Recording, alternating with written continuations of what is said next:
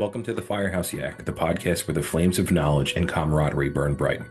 Your host is Peter Matthews, Firehouse's editor-in-chief. Join us as we dive into the hottest topics for firefighters and fire chiefs alike, from cutting-edge fireground operations to the fuel of motivation and leadership in the fire service. Each show features the names you know or the people you need to know as they share their thoughts and insights. Get ready for a great conversation that fuels your passion and ignites your desire to grow in the fire service. This is the Firehouse Yak podcast, where the fire service comes to talk, share, and inspire. Let's turn up the heat, or maybe just turn up that dial. Hello, and welcome back to the Firehouse Yak. I'm Peter Matthews, editor of Firehouse. Thanks again for joining us. A couple quick updates, and we are also just kind of in the thick of the beginning of show season. So, we'll be at a bunch of events throughout the summer. We'll be at Fire Rescue International up in Kansas City. We'll be at New York State Chiefs in Syracuse in June. And we'll be at some other events. So keep an eye on social media. We'll let you know where we're going to be. We'd love to meet you if we're out at the same events. So today's guest is Tyler Whittredge. He's a firefighter in upstate New York. And again, I love upstate New York. If you don't know me, he's from the capital region. I grew up, or I spent a few years closer to Western New York in Rochester. When we first spoke, we had some great upstate stories, but upstate's a terrific fire service, right? I think a lot of people think of New York and they just think of FDNY, right? Whether it's the fire service or whether it's people visiting New York, and they don't really realize the depth of what New York State is, right? And I live in Texas now, and New York isn't quite as big, but there's real good diversity as far as agencies and the climate and the mountains and how beautiful it is where Tyler's from. So we just had an article published by him. We'll talk about that in a little bit. And it's called "What Makes a Good Firefighter," and that's kind of what sparked the conversation between him and I to look at potentially doing a podcast. And we've got some other stuff that we're going to talk about today. But Tyler, man, thanks for joining us. And why don't you just let our listeners know a little bit about who you are and what you do in the fire service? Absolutely. Pete, first of all, thanks for having me on. Appreciate it. Really looking forward to Absolutely. it. I think we're going to have some great conversations. So I'm excited for it. Excited to be part of the conversation. My upbringing in the fire service really is kind of, I think, similar to a lot of people. My grandfather was a volunteer, and then my dad and my dad and my uncle both joined up. And when I was a young kid, my father was kind of hitting his stride as a line officer and really involved in the fire service. So we spent countless weeknights down at the volunteer fire station, got around the guys, and from the age of 5 to 7, I kind of knew that this is what I wanted to get into.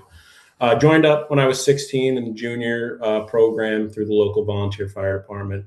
Went out to college in Syracuse, where I got my degree, and participated in a bunk-in program where I lived in a firehouse while obtaining that degree, which was great experience and exposure for me. Yeah. Came back. My first job out of college was as a sprinkler system designer for Davis Almer. So kind of got a little, my toes dipped in the water there with a little system work. And then got hired by the United States Department of Energy, at a local site in the area as a firefighter. And now I'm currently serving with the city of Saratoga Springs as a firefighter paramedic. Great, great. And I think, the live-in program is it's not super unique. I think there's a lot more of them out there now. They tend to still be in the Northeast, right? I think everybody thinks about Maryland. But what's interesting is Onondaga County in Syracuse, it's like, I think that's the second largest bunk-in program outside of the areas around University of Maryland. So like Prince George's County. And I mean, what is it like to be at that age, around a bunch of like-minded people who love the fire service? I mean, that's really like, if you're like teetering on like, I might be a firefighter, I'm not really sure what I want to do. Now all of a sudden, you're living in a firehouse. You're essentially a career firefighter, on a voluntary basis while going to school and still trying to, find yourself as a youngster. But what was that living experience like, and how did that impact who you are, when you first got on the job and then where you are today? Yeah, I mean, it was an incredible opportunity. Like you said, most of the people in my degree program were bunk-ins throughout Onondaga County, um, and made some lifelong friends there. Got some college roommates that are, one in the city of Memphis and down in Tennessee, a couple scattered across the southern tier of New York, and those are lifelong friendships and communications about the job. But it really kind of solidifies, when I'm volunteering and I'm 18 years old, I'm focused on so many other things throughout high school, But once I went to college, it was like I'm going to school for this, and I'm living in a station around guys that are just so immersed in the job 24/7. Really, sparks that passion and continues to drive you. So that was an awesome experience. And it also got me a little bit more exposure to some of what I'll say the niche aspects of the job are. You know, my part-time job is with Capital Technical Rescue. They're based in Albany. They do confined Oh, okay. space standbys. Also do firefighter training and technical rescue training. I never had any exposure to ropes or any kind of specialty aspects of the fire service till I went out to college. And that sparked my interest in that, and that's opened up a whole new network of people you know, in the multifaceted job that the fire service is becoming increasingly every year. So that was really a place that fostered that for me to make me realize, wow, this industry is so much larger than, my small village fire department that I kind of was brought up in. And it opened my eyes a lot. I think that's such a key factor in where people are in the fire service. And I'm very fortunate to, I grew up in a firehouse kind of like you, right? I grew up on Long Island. Like I was fortunate enough to be an explorer in upstate New York for 2 years. Just to be able to enter the fire service 2 years earlier because I just love the fire service so much. And to be able to be exposed to, at that point, a Long Island Fire Department and an upstate department. And then you kind of transition through and it's interesting, like, right, so some of the folks from upstate went on to be career firefighters or police officers. One went on to Oklahoma State University, and years later I ended up on a project. It was a 3-day fire event I was at, and it was my buddy from upstate New York who went to Oklahoma State. It was his roommate, right? Like, again, it's a small world once you really Yeah. get tied in. But once those doors are open and you see what's going on outside your community, and I know some people will disagree with me here. Like, if you're from a small town where you're doing 22 runs a year, I, you know, I get it. There's a good chance that your budgets are limited. Even going to the state or county the county conference in that regard is probably an annual meeting and an awards banquet and maybe a parade. But if you don't have a chance to get outside of your town, your county, and even your state, open yourself up to see what's going on. I always encourage people to do that, right? Like when I was still on Long Island, I said to everybody, like, leave for 2 years, come back. Like, nothing wrong with coming back. Just see what's out there. And again, I've been lucky. I lived in two parts of New York, and essentially I say I lived in two places because Long Island versus Rochester completely different. But living in Maryland, Minnesota, and now down here in Texas, I've got to see very distinct ways of operating. The way the departments are set up. The rank structure, the respect. The respecting Yeah. is big depending on where you go. Like in upstate New York, I love it. They still go, "Hey, boss," to the officer, right? We're down here. It's, "Hey, Tyler, how you doing?" Like, it's just it's changed, but and again, I know there's a lot of discussion about where tradition truly belongs to the fire service today. But just when you have that opportunity to get out, or again, be in that bunking program where you're with like-minded people.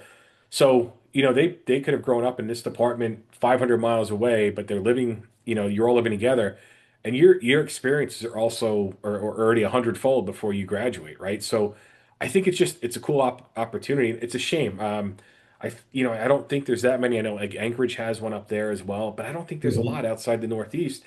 And honestly, like I think some of the recruitment and retention problems that the fire service is facing could be fixed, right? Unfortunately, you would lose people going from a bunk-in program to someplace else. Um, but I love it. I forgot that we had spoken about that, but there's really nobody else I've ever talked to on a podcast that's been a part of those programs, and you hear nothing but great things. I mean, the guys that started Firehouse.com, they both started as live-ins in Hyattsville, Maryland, right? And Yeah. look what they've gone on to do. So it's such an interesting point to be where they're at. Um, so let's jump into it, right? And again, the first thing that we did was the conversation came up when you had the article, "What makes a good firefighter?" And I think that's the million-dollar question, right? How do we get people to be interested in training? And that goes hand in hand with what makes a good firefighter. And you talk about all sorts of things. You talk about traits. You talk about having the drive. And the one thing I really love is towards the end, you kind of talk about the it and what is it that makes a good firefighter. I was like, man, again, that's the answer. That's the $1 million question. You can retire from Saratoga right now if you could figure out what the it is for the 1 million firefighters, right? So, Yeah, and what makes a good firefighter? yeah, absolutely. So rewinding a little bit there, one of the things that my career, fortunate, and I'm 28 years old. I'm a young guy, right? Uh, that's been fortunate in my career is I've been a new guy 5 times. And what that's allowed me to do is, and really forced me to do, is be quiet and observe. So I'm taking in a lot of information. I joined the volunteer fire service when I'm young. I got to be quiet. I got to listen and observe. Go out to the bunkering program, same thing. Now I come back, same thing in my volunteer fire department because you've been gone for 2 years. Pay attention. This is what's going on. Observe. And then same thing. I go with the Department of Energy, learn the private fire industry, and now where I'm at Saratoga. And one of the things that's allowed me to do is, and really forced me to do, is be quiet and listen. My mouth is shut more than my ears are open, and that's allowed me to do a lot of observation and really kind of take in the culture from all aspects: volunteer, career, private, municipal, and kind of chew on that a little bit. So it's funny, the article, "What Makes a Good Firefighter." I come home in the morning, as I say in the beginning of the article, and I'm getting off shift. Come home, my wife says, "How was shift?" And that's my chance to kind of get anything off my chest. And we start talking about one of my coworkers, and she hits me with the question, "Well, is he a good firefighter?" I'm like, I don't know. I'm kind of complaining about him at this point, so I'm like, yeah, I don't know. And then I start to think about it. And I'm like, well, really, what makes a good firefighter? And it's kind of a fever of writing after that. But I think when you talk about it, the first thing you have to do is distinguish it for firefighters and it for officers, right? A lot of people think when you say it, you're talking about that intangible leadership quality, which could be what makes you a good firefighter, but not necessarily what makes you a good firefighter is the same thing that makes you a good officer. So when we're talking about firefighters specifically, it's my thought process that every firefighter has it. You just have to figure out what it is and foster it and grow it. You think back to all the good officers and firefighters you've known, they've all had something a little bit different. No, they're not all cookie cutter. You might have a guy that comes from trades that's got, he's just mechanically inclined and that makes him great at that aspect of the job. You might have some guys that are just, they come from customer service industry and they're very interpersonable, whether it's, on a fire ground or in patient care or whatever it is. And that's their it.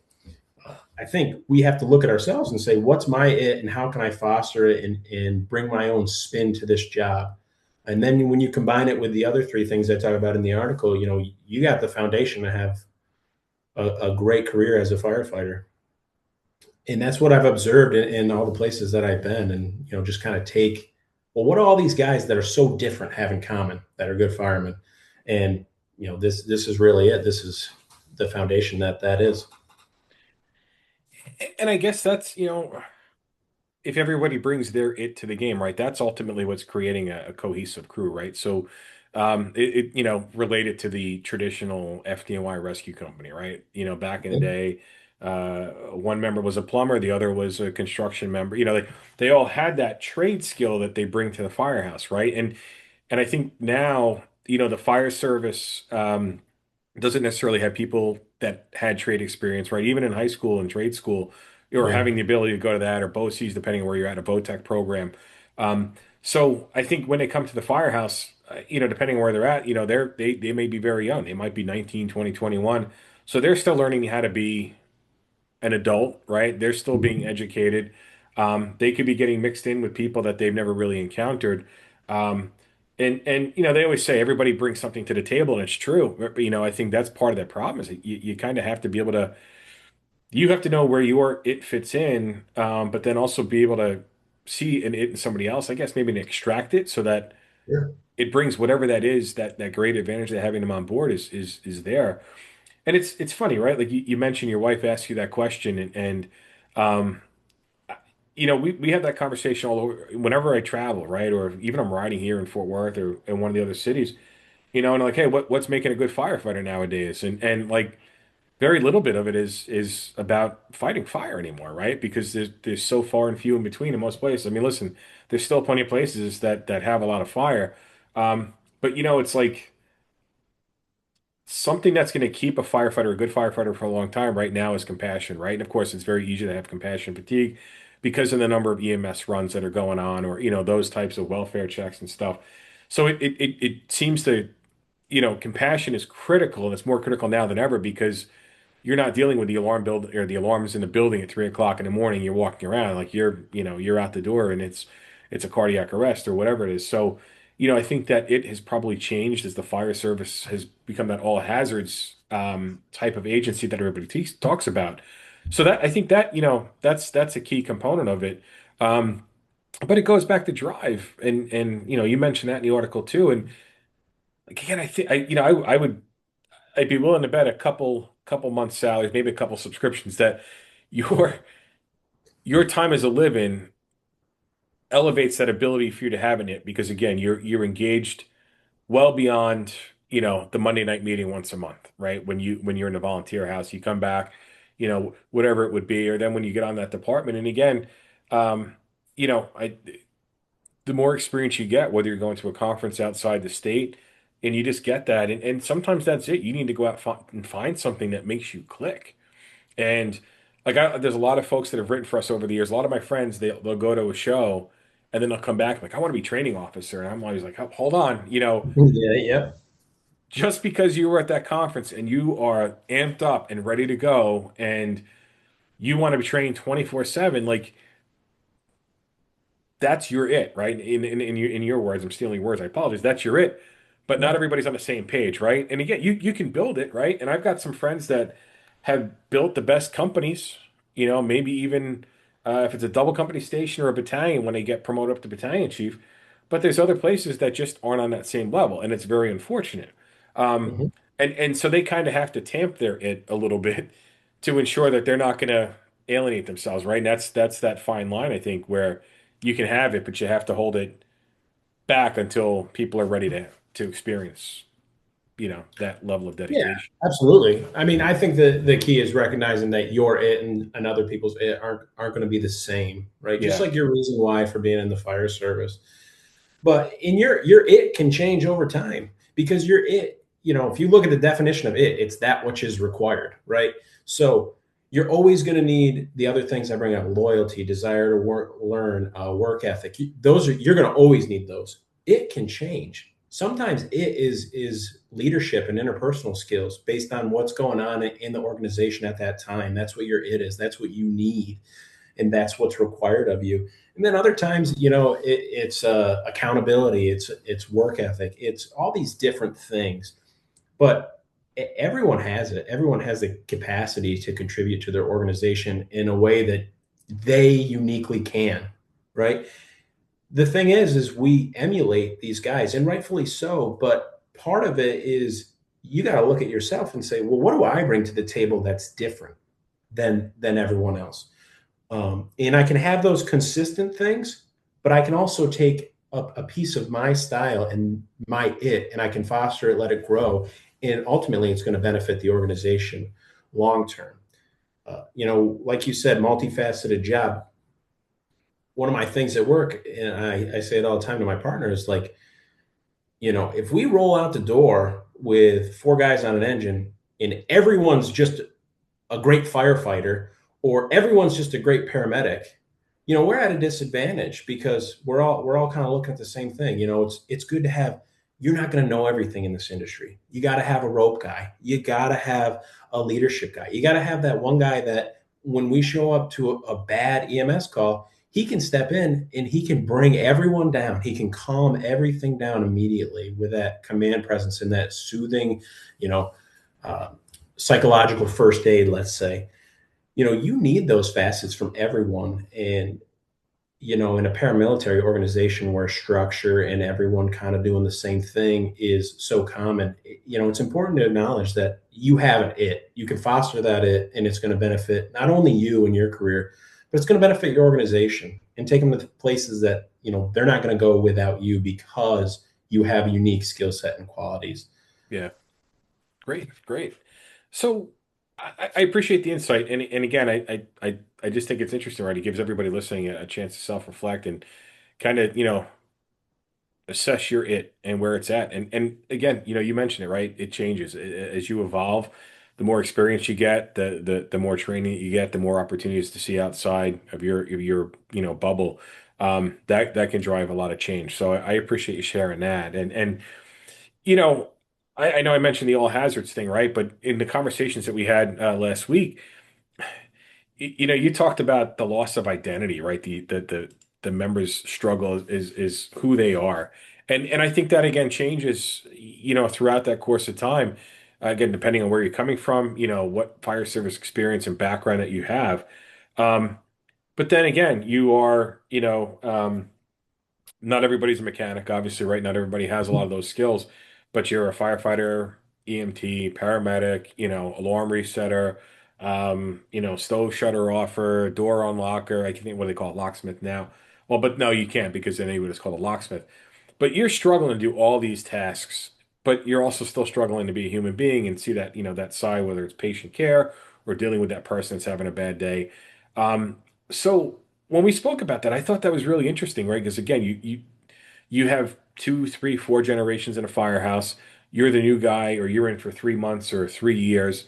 Um, Somebody shifts out. Next thing you know, the crew dynamic has changed, and you're struggling. It's not necessarily when I say struggle, it's not a bad thing, but you're trying to figure out who you are. So why don't you talk about that? And I know that's some of the work that you're working on. You're working on a bigger project than, just the article and the podcast, but talk about identity and where you belong in the firehouse and how you figure out what yours is. Sure. I mean, identity in the firehouse itself goes back to it, right? And what your it is and fostering that and finding out where your role is. And that changes over your career naturally. I think larger scale as the fire service, we have an identity crisis. I'm from a smaller city fire department, and our statistics are just like the rest of the countries. We're heavy in EMS, but that doesn't, the amount of calls we're running versus the severity. Those are two. That's a whole nother conversation, and kind of what our identity is as an organization. Yeah. But I like to think about it like this: we're paid problem solvers, right? If someone calls 911 with an issue and the cops can't arrest the issue, okay, well then the fire department's going to figure it out, right? And that's everything. I mean, you see these videos online rescuing animals that get stuck in walls. I saw a video the other day. They were rescuing a dog out of a wall. I mean, how the dog got in there, I have no clue. But we're paid to go out there and solve problems, and that's our identity, and that's kind of what we have to cling to. But keep the main thing the main thing. Like I always say, if you go on a tour, the most significant thing you're going to do on that shift, if it happens, is catch a fire. That's the most dangerous, most significant for your community, most, significant incident that you're going to have in that shift. So let's start with our priorities, and what we prioritize, and find an identity from there. But we can also acknowledge that these other multiple facets of our job are immensely important, extremely dangerous, and they deserve our attention as well. And, just view it through the lens as a paid problem solver. And that's going to change your outlook on the job, and, you're prepared, how prepared you are. And it's going to give your organization an identity as well, or you as a firefighter an identity, that you can be comfortable with. And actually it's tangible to say, instead of going everywhere and doing everything, just I'm a paid problem solver. And I think that lens kind of gives some simplicity to it all.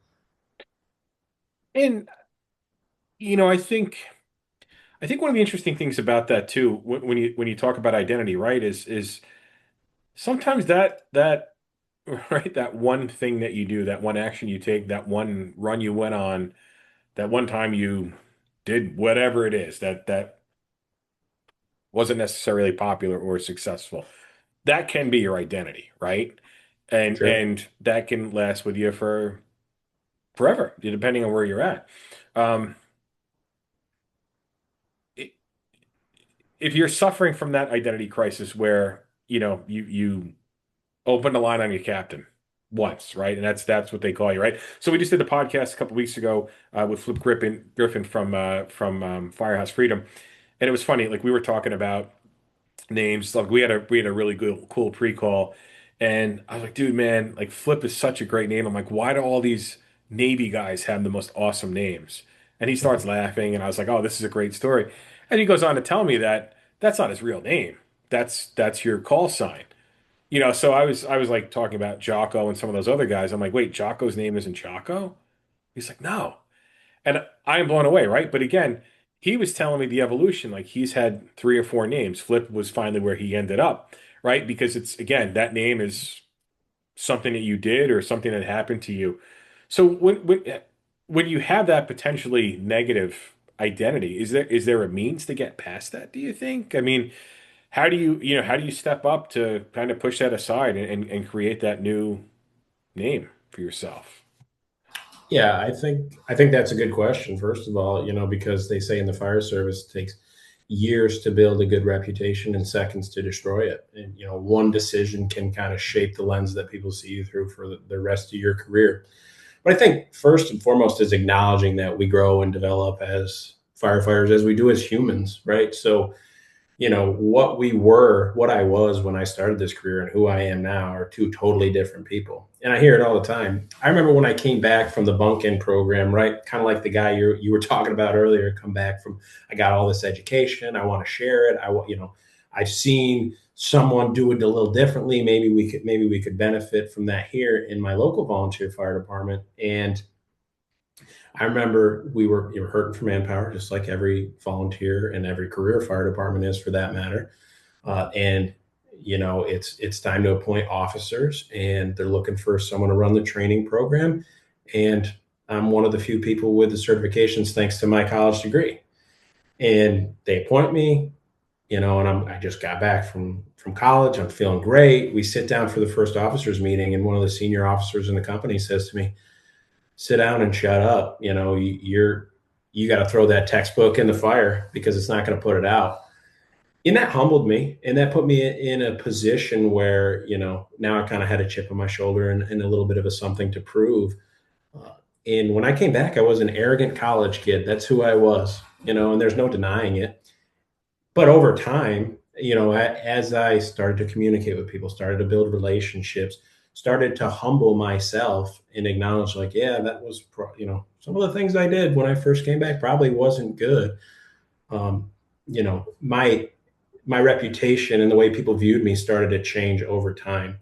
So, if you're one of those guys that has a reputation, or you're a go-getter, and some guys are, maybe not taking to that very well, I think the key is one, humility, and two is communication and interpersonal skills. I mean, we're in a people industry. We are customer service based industry. That's what the fire service is. The product changes based on the situation, but you got to be able to communicate with people, and that includes your coworkers and your fellow firefighters. And like, hey, maybe I did something that was wrong, or I did something and you took it the wrong way, or hey, I'm a lot different now than I was then. You have to prove that obviously over and over, but you can also have those communications, formally, and sit down and build that rapport with your crew, and that's going to garner respect, but it's also going to garner perspective, and you might learn something about your crew as well, so you can reciprocate that respect, which I think is huge.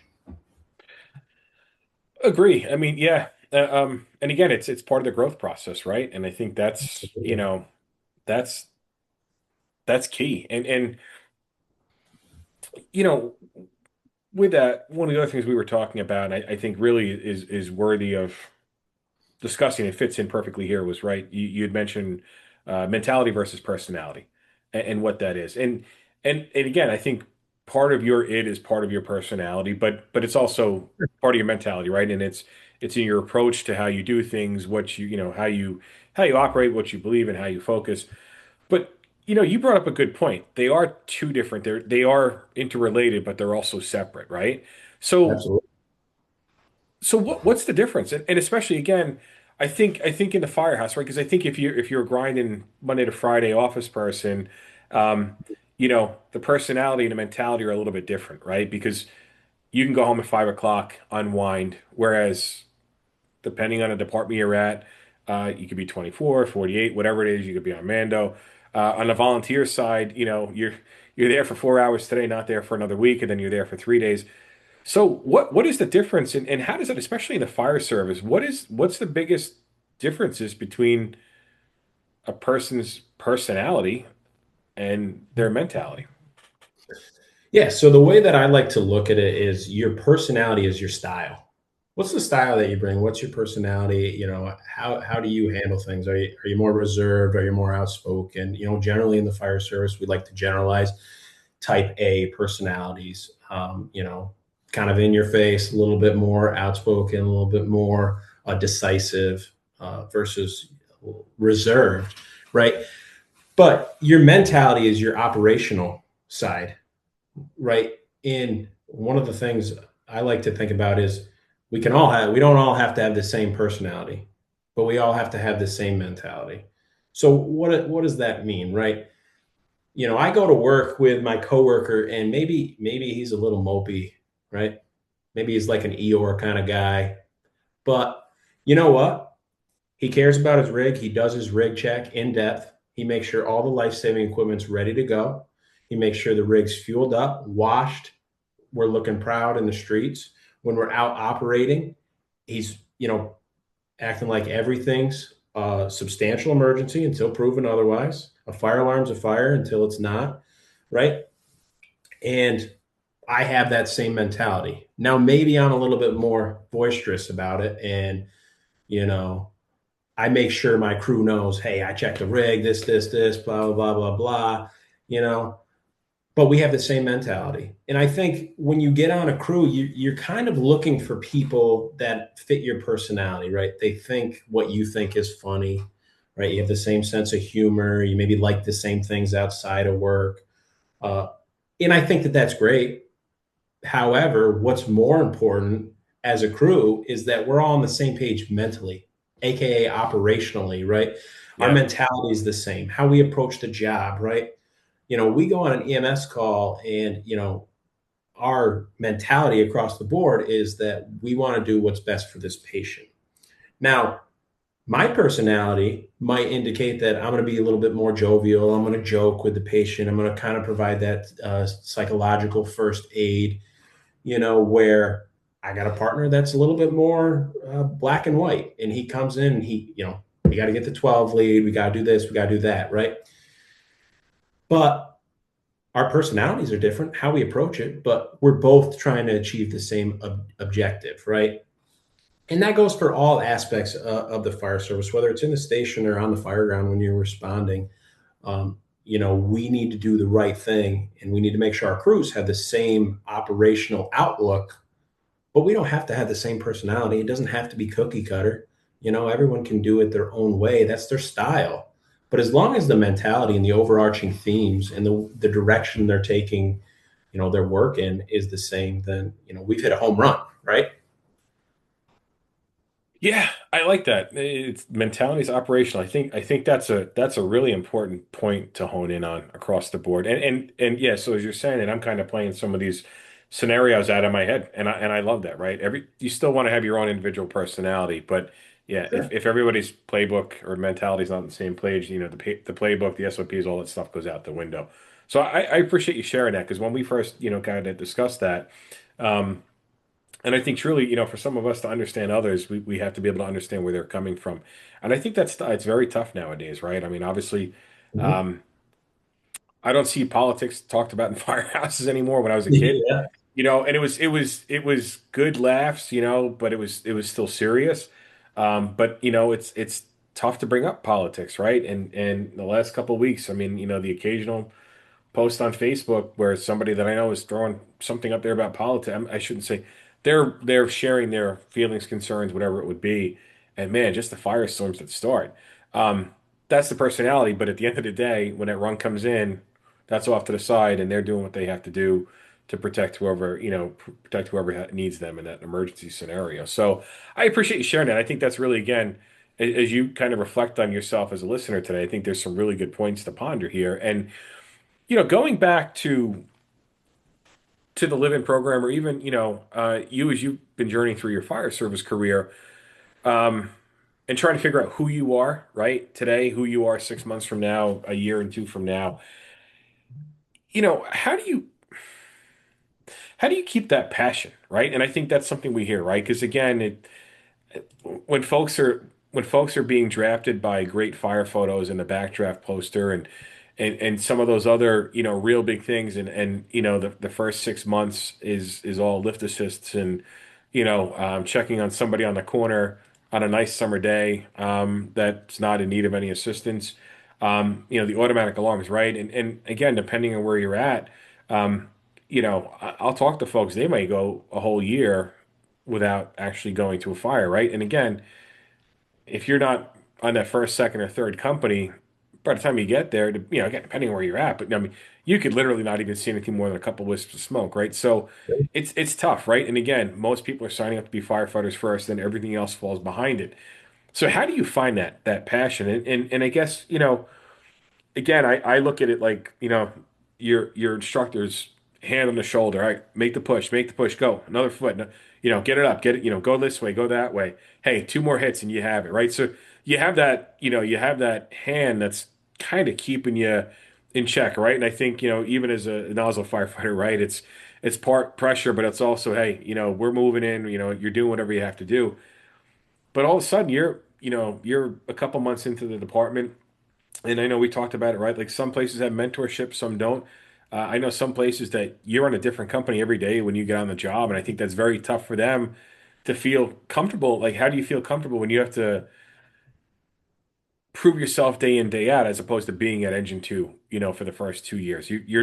So you're trying to learn the job, you're trying to be comfortable around everybody, learn everybody's personality. They're trying to learn you, and that shoulders, the hands off your shoulder. So for a young person, how do you keep that passion? And what I'd also be interested to hear is if you've talked to folks from the Living Program or from other places that you've been, what are they doing? Like, what are they doing in Memphis to keep that passion, right? I mean, I think that's key because the folks that are listening to this podcast, those are the folks that are passionate about their job, or they're somewhere in the middle, right? I think if somebody's not really into being a firefighter, they're probably not downloading the podcast, right? Yeah, And that's yep. unfortunate, right? Because hopefully they listen to this one and they spark some interest. So what do you do? How do you find that? And can you ask somebody to, like, hey, I really need you to help reignite my passion. Like, this place is draining me out.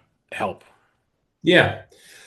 So great question, right? I mean, really, if I could answer that 100%, then like you said, I could retire now from Saratoga and go on my merry way with the magic pill. But I think when you join the fire service, right, in any capacity, when you go to the fire academy, you're getting a curated view inside your department, right? And what do I mean by that? I mean, well, I'm not going to say all the time, but let's say 99% of the time, your instructors in the academy aren't going to be guys that aren't into the job, right? They're not going to be people that became instructors and they're teaching the next generation of firefighters just because, right? Generally, they're going to be into the job. They're going to have the right mentality. They're going to have a good outlook. They're going to motivate you. They're really going to they're going to protect that passion that you come with, right? So what I like to say is the fire academy, protects your passion. When you get out on the line, it's going to test that passion against, all sorts of things, not only operationally in the field, but also in personalities of the people you're going to meet and work alongside and what you do with that. So it definitely takes some self-resilience. Um, but I think if we keep the main thing, and really lean on what's important, that we're paid problem solvers, that can kind of narrow our focus and allow us to drown out some of those draining things. Like you said, 6 months of lift assist and 6 months of, you know, nonsense calls or good intent calls, right? But if we keep the main thing in what are we really here to do, protect lives and properties, that kind of focuses it in for us, in allows us to kind of shut out some of the noise. A good story is I got hired with 16 people. And we all went to the fire academy together. We all went to paramedic school together. Most of us, some of us came in with a paramedic already. And we fostered that relationship throughout those two major courses that we took, and we all kind of have like I referenced before, we all have the same mentality. Way different personalities in that group. So many different people, so many great guys and girls, but different personalities, same mentality, which is huge. Now, when you go out after that, we all went to different shifts, and I recall I'm working overtime with, a firefighter. Went to the academy together, and they struggled a little bit in the academy in the beginning, right? They're whole new to the fire service, everything, and by the end, they're solid on their foundation. They did good in the academy, and but they're also keenly aware of everything that they don't know that they need to consume throughout the rest of their career. Now it's about a year after the fire academy. They're working overtime with me, and our lieutenant comes in the kitchen right after shift change and says, "Hey, that training that we had on the schedule, yeah, that got nixed. We're going out to do engine and truck company operations with the engine out of the other station. We're going to stretch some lines, throw some ladders. We're going to do it all. We got a vacant building." Right. And this person started complaining, about having to do this hands-on training. And it was such a far cry away from the person I graduated the academy with. And, they're complaining the whole way. We get there, we do the training. And on the way back, they turn to me and they say, "That was awesome. That was good training. It was good to get out and do something like that." And I think in the fire service so often, it's a special breed of people that are here for 9 times out of 10 the right reason. And a lot of times they just need a reminder of what they love about the job, whether it's the people, whether it's the operations, whether it's the fire ground, whatever it is that was your why that drew you to the fire service. Sometimes you just need to engage with it again and remember that, hey, okay, this is why I'm here. This is why this is the best job in the world. And that takes a little self reliance, but it also takes peer to peer accountability, and having people that care about you to say, "Hey, you know, you're acting weird. This isn't right. Don't forget this is the best job in the world. And here's why, right? And here's your why. This is your reason that you told me that you love this job." And that goes back to keeping the main thing, and keeping your eyes on what's important and trying to just drown out some of the nonsense and the minutia that we get caught in day after day. I like that. I mean, yeah, I think it's important, and it's a shame because you see that, right? And I think too, even with some of these laterals that are going on, right, folks, Mhm. coming from the corporate world, right? You jump from a job to a job because it's $1,000 more, or it's this, or but you're seeing folks transfer out. Like, I mean, even down here in the DFW area, like folks left some pretty big departments for much smaller departments. Now, they were going to be on the ambulance for a little bit longer, and again, that's the punishment position. Mhm. But even when they were on the ambulance in some of the suburban places, they might be going on 4 or 5 runs a day as opposed to 18 or 19 runs. So Sure. like you see that, right? So, but it's a shame to lose people through that system because, the passion isn't shared, right? And again, it goes back to that personality slash mentality, and how to combine them so it's a positive outcome for everybody. And I mean, I probably know maybe a dozen people in the last 10 years that are, still in the fire service, but they're in a 40-hour capacity for any number of reasons. And it's a shame. Some of them are out with an injury or something like that, and it's eating at them to not be able to do it. One friend went out with cancer, and he's pretty young. He was like 35, 36 when he left, and he lost his sense of purpose, right? And um, it's a shame, right? Because that's all he ever wanted to do, and he's out, and it's like stage two. I mean, it's not terminal at this point, but he doesn't have the stamina, he doesn't have the ability to do it, and the doctors, it's probably not, a good environment for you to be in. So you have that, but then you have people that are like, they were at conferences, they were doing this, they were doing that, they were doing everything right. They had the personality in the morning to be an awesome member of the company, and then something just changes, right? And all of a sudden they're buried in a 40-hour position someplace. And it's a shame, right? Because they were the ones that were the cheerleader. They were they were the ones pushing people to get better. And again, I don't know the background too. A few of them I've talked to, and this things change,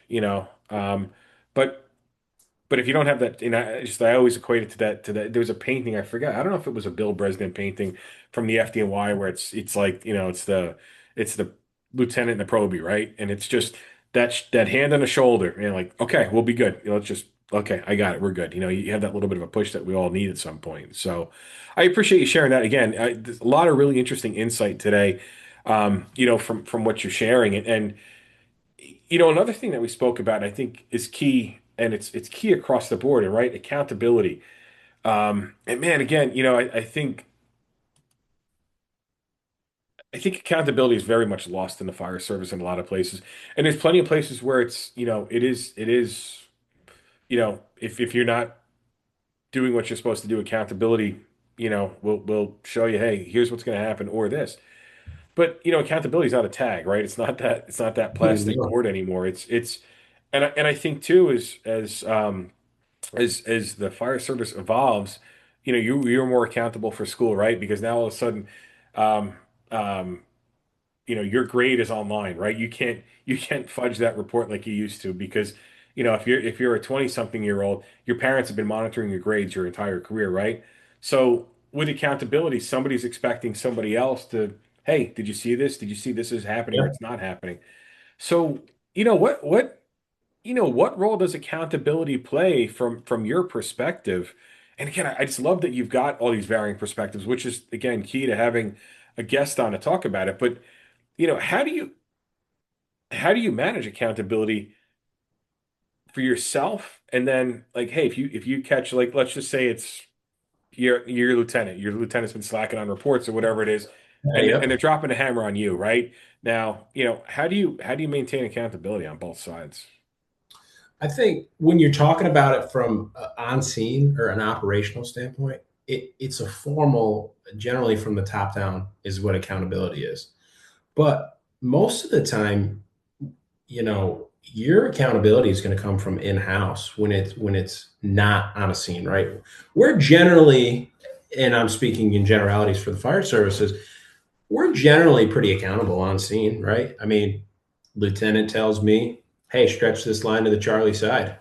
Okay. And if I don't stretch the line to the Charlie side, I'm accountable, right? And he's going to say, "Why didn't you stretch the line to the Charlie side?" And I better have either a really good excuse or I better have no excuse at all and get it done now. So I think on the fire ground, we're really good at accountability. But when it comes to in the firehouse, and whether that's rig checks, reports, mentality, culture, whatever it is, most of the time that accountability is going to come from a peer to peer level. And the only way for that to work on a peer to peer level, excuse me, is to have the ability for you to know that I'm holding you accountable and that you're holding me accountable. Hmm. Not because you need to be held accountable, but because I care about you and I care about your career and I care about where you're at and you care about me. So we're going to hold each other accountable. When I work with the guys that I went to the academy with, and we have kind of a more long-standing relationship, it's far easier for me to hold them accountable than it is for someone that I'm not, working with regularly. Maybe they're on overtime, or maybe I'm on a shift swap and I'm working with someone that, hey, I don't normally work with them. That peer-to-peer accountability is going to be difficult, but it's going to be important anyway. But the saying goes, no one cares how much you know until they know how much you care, right? So if you're going to hold someone accountable and you do it from the auspices of, I care about you and I care about your career, and I know that what you're doing is not who you want to be or what you want to be in the fire service, there's some validity to that peer to peer accountability at that point, Yeah. because it's not coming from a place of discipline or I'm better than you. It's coming from, hey, man, you know, let's keep our eyes on the prize. I know that you know why you're here. You just forgot, right? You just forgot to do the rig check the right way. You forgot to treat this patient with a little care, because you're on your 15th run on the ambulance today, and the wait times at the hospital are an hour. Or we're on our 14th fire alarm to this place in the past week, and it's getting to you a little bit. But hey, lock in. I know what you want out of this career. You know what I want, and we got to hold each other accountable. And that peer-to-peer level of accountability is probably going to be the strongest throughout your career. And I've seen it firsthand in the departments that I've been a part of, and it's been a privilege to watch when you get to see it in action. Yeah, man, I just think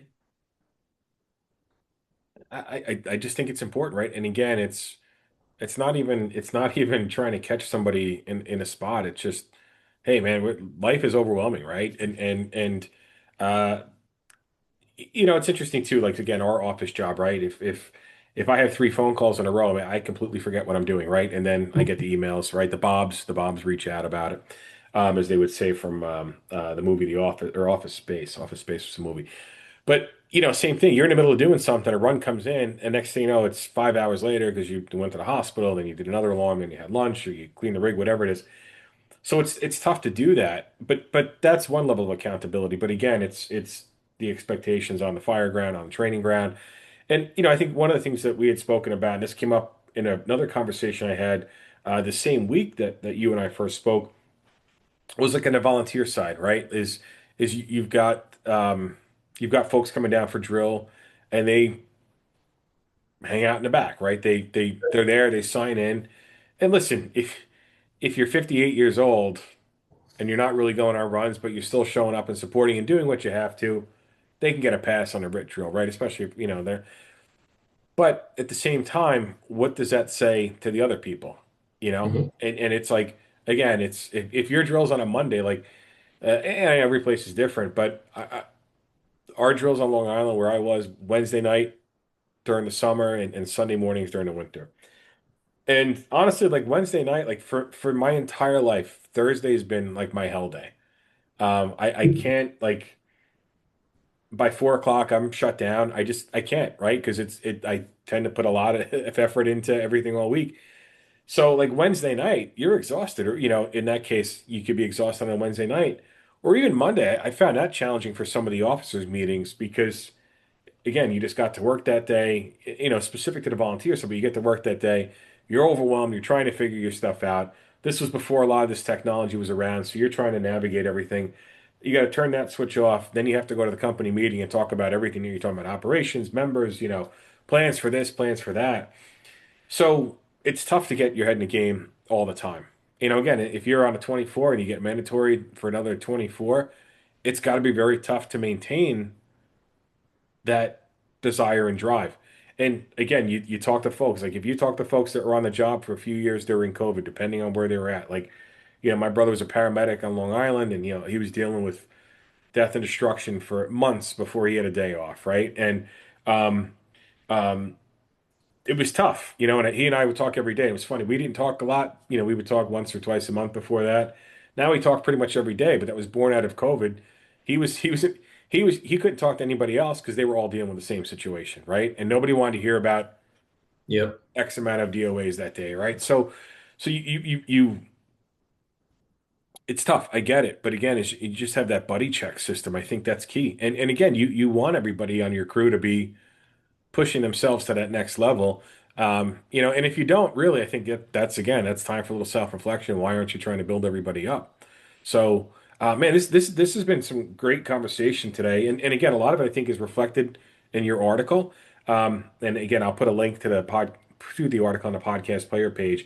Before we wrap up today, I screwed this up. I apologize. I put a note, but right before we started that I had already addressed the question.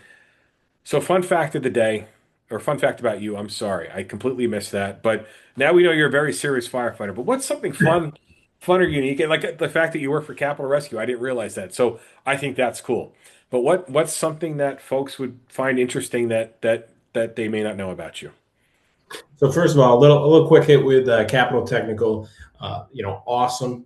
And if there's Yeah. anyone out there that's in the fire service, new to the fire service, listening to the podcast, trying to get an idea of what to do. If you can get a job related part-time job to supplement your income, and the networking alone is worth it. 90% of the guys that work for Capital Technical Rescue are firemen in the area. And it's refreshing to go and talk about the job with guys from other departments, and they'll say, yep, it's the same. It's the same stuff. But here's how we're doing it. Here's how, here's what we're doing about it. Here's what my company's doing. And that's great. And I think that goes back to the whole, preserving your passion in the craft, being around like-minded people as Yeah. much as you can. Fun fact about me, I guess, would probably have to be is I'm a diehard Pittsburgh Steelers fan. Every year, my pops and I we go down to Pittsburgh, catch a Awesome. game. It's an awesome city. So if there's any Pittsburgh firefighters out there, IFF Local One, listening to the podcast, I envy you. You have the job that I want, especially if you're ever on the sidelines during the game. But it's it's awesome. Huge Steelers fan, always have been, and that's awesome time I get to spend with my dad every year down there. That's very cool. And so you go every year then. So do you go early in the season? Because I've heard that the later in the season with the wind and the water, it could Yeah, be not as brutal as say, Buffalo or New England. sure. But is Pittsburgh like a good year round or season round stadium?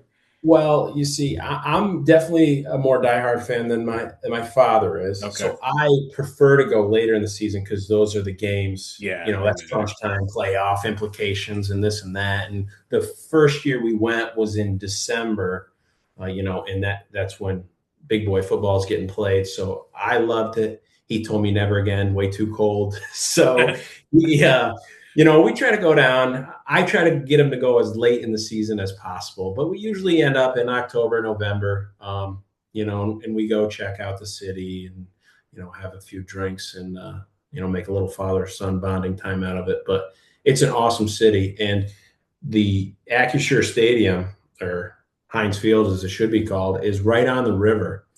And we stay in a hotel across the river, but they ferry you right over the game, right up to the Do they really? gates.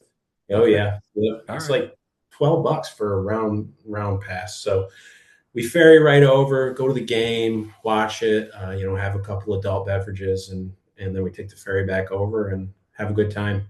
So it's awesome. That's very cool. I've only been to Pittsburgh once. I loved it. I thought it was a phenomenal city. And now you have something in common with most of West Virginia, which is being a Steelers fan, right? I mean, Yeah. um, Yep.